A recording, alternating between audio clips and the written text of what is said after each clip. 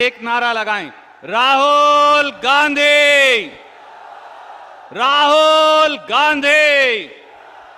धन्यवाद। रणदीप सुरजेवाला जी, मनीष तिवारी जी, राजा राम त्रिपाठी जी, हमारे कैंडिडेट्स सिद्धार्थ कुशवाहा जी, नीलांशु चतुर्वेदी जी, कल्पना वर्मा जी, राजेंद्र कुमार सिंह जी, रामशंकर प्यासी जी, धर्मेश घाई जी, रश्मि पटेल जी, कांग्रेस पार्टी के हमारे सब कार्यकर्ता, भाइयों और बहनों, प्रेस के हमारे मित्रों, आप सबका यहां बहुत बहुत स्वागत, नमस्कार।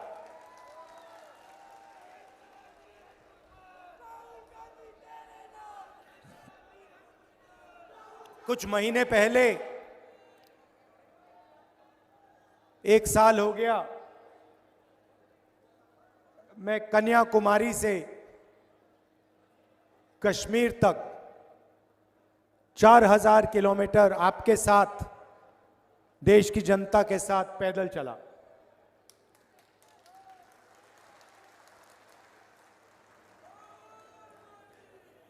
बारिश में, गर्मी में, बर्फ में हजारों लोग एक साथ भारत जोड़ो यात्रा में चले। बहुत सारे लोगों से बातचीत हुई, लाखों युवाओं से मिला,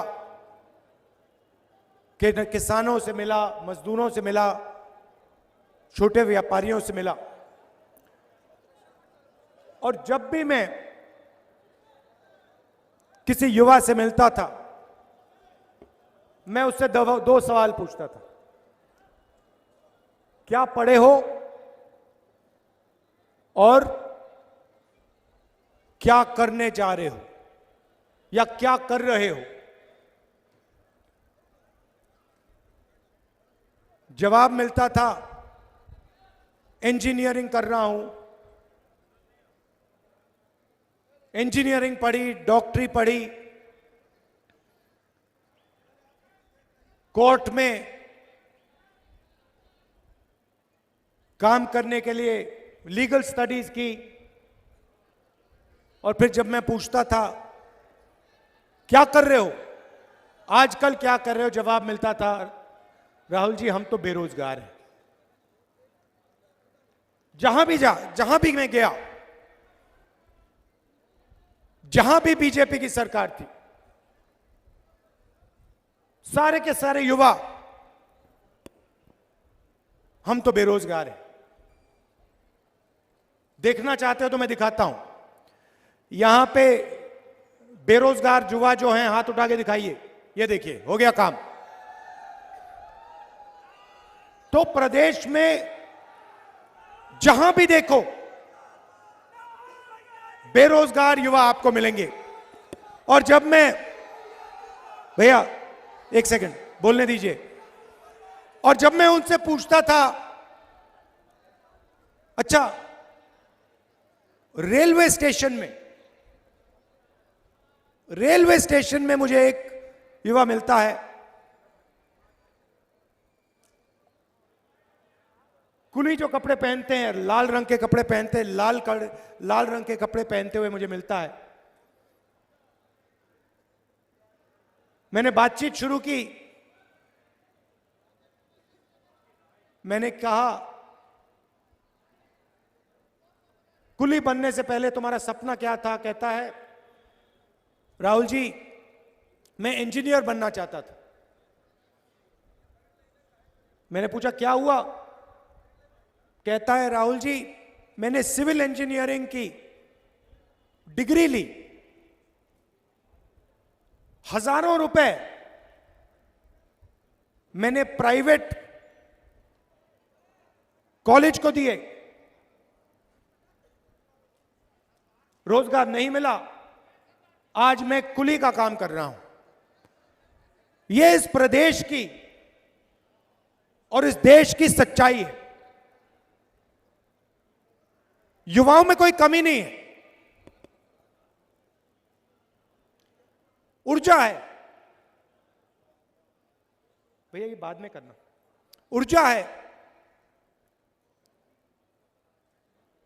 देश को मजबूत बनाना चाहते हैं,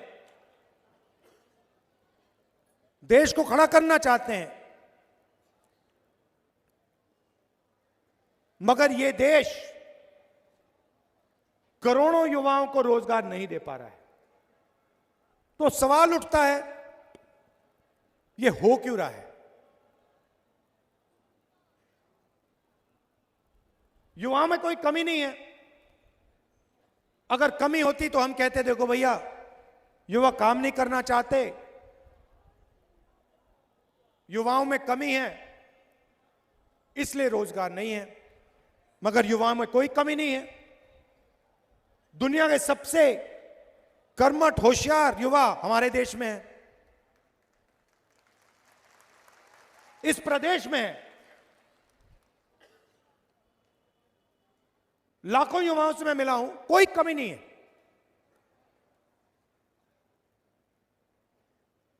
बहुत अच्छी समझ है, ऊर्जा है, मगर रोजगार नहीं। तो सवाल है क्यों नहीं? भाइयों और बहनों, रोजगार बड़े उद्योगपति नहीं देते। रोजगार छोटे व्यापारी जो स्मॉल एंड मीडियम बिजनेस चलाते हैं, जो small scale medium scale manufacturing करते हैं, जो दुकान चलाते हैं, ये लोग रोजगार दिलवाते हैं। ऐसे हिंदुस्तान में पहले लाखों छोटे छोटे यूनिट हुआ करते थे। कोई लोहे का काम करता था, कोई छोटी ऑटो कंपोनेंट्स का काम करता था, मैन्युफैक्चरिंग करता था। छोटे छोटे छोटे छोटे लाखों यूनिट्स थे, ये हमारे युवाओं को रोजगार देते थे। नरेंद्र मोदी जी आए, बीजेपी की सरकारें आई और उन्होंने इन यूनिट्स पर आक्रमण शुरू कर दिया। छोटे व्यापारियों पर, स्मॉल मीडियम बिजनेस पर आक्रमण शुरू कर दिया। कैसे किया? नोटबंदी और जीएसटी। जीएसटी भाइयों और बहनों, ये टैक्स नहीं है। जीएसटी किसानों पर, छोटे व्यापारियों पर, स्मॉल और मीडियम बिजनेस वालों पर आक्रमण है। ये हथियार है जीएसटी। छोटे बिजनेसेस को मारने का, खत्म करने का हथियार है। पहली बार हिंदुस्तान में, पहली बार किसान टैक्स देता है। 12% ट्रैक्टर पे, 18% पेस्टिसाइड पे, 5% फर्टिलाइजर पर। हमारा किसान जो इस देश की रीढ़ की हड्डी है, वो जीएसटी में टैक्स देता है। और पूरा देश जीएसटी में हर रोज पैसा भरता रहता है।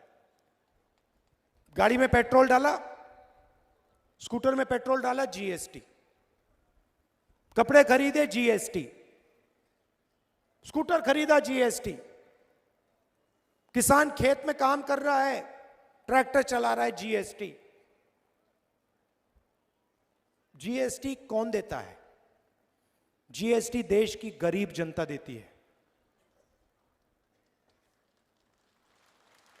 और सुनिए, जीएसटी ओबीसी वर्ग देता है, दलित वर्ग देता है, पिछड़ा वर्ग, आदिवासी वर्ग देता है, और जनरल वर्ग के गरीब लोग जीएसटी देते हैं।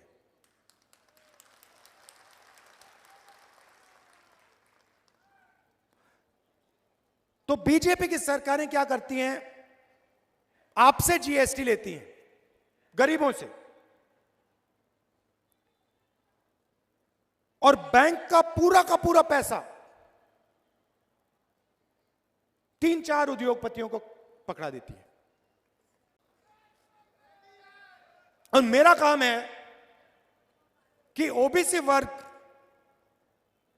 को पता लग जाए इस देश में कितने ओबीसी हैं, कौन सी जात के ओबीसी हैं।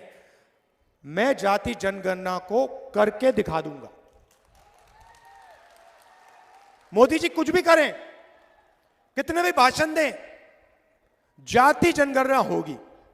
जैसे हमने छत्तीसगढ़ में वायदा किया था, यहां कर्जा माफी का वायदा किया था, कर्जा माफी होगी। छत्तीसगढ़ में 3,200 रुपए धान के लिए मिलता है, हमने वायदा किया था मिलेगा। मैं आपको यहां से गारंटी कह रहा हूं, जाति जनगणना होगी, कांग्रेस पार्टी करके दिखा देगी। आप सबका दिल से धन्यवाद, नमस्कार, जय हिंद।